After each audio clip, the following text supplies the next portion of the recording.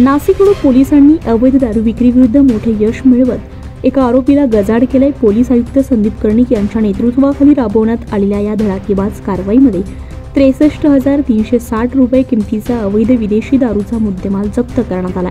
या कारवाईमुळे अवैध धंद्यावर आळा बसत असून गुन्हेगारांमध्ये दहशतीचं वातावरण निर्माण झालंय। दिनांक 15 नोव्हेंबर 2024 रोजी गुप्त माहितीच्या आधारे पोलीस हवालदार विष्णू गोसावी यांनी बाबळेश्वर रोड पळसे येथे अवैध दारू विक्रीचा पर्दाफाश केला।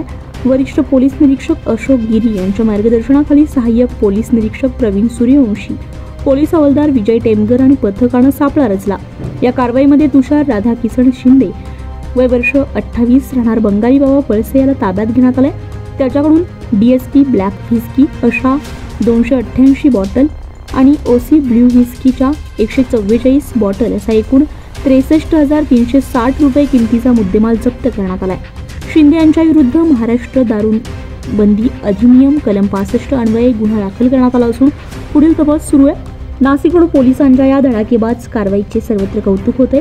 पोलीस आयुक्त संदीप कर्णिक यांनी पथकाचे अभिनंदन केले असून अवैध धंद्याविरुद्ध अशीच कारवाई सुरू राहणार असल्याचं स्पष्ट केलंय। या कारवाईमध्ये सहभागी सर्व पोलीस अधिकारी आणि कर्मचाऱ्यांचे विशेष कौतुक करण्यात येते। नागरिकांनीही अशा प्रकारच्या अवैध धंद्यांची माहिती पोलिसांना देण्याचं आवाहन करण्यात आलंय।